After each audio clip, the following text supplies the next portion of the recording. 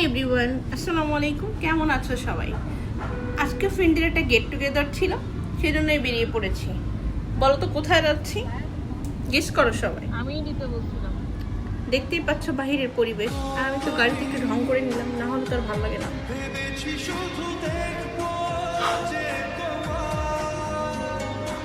তোমরা গেস করো তো কোথায় যাচ্ছি আসলে? কি বলতে পারছো? এটা ক্যাফেরিও। কেমন লেগেছে বলো সবার?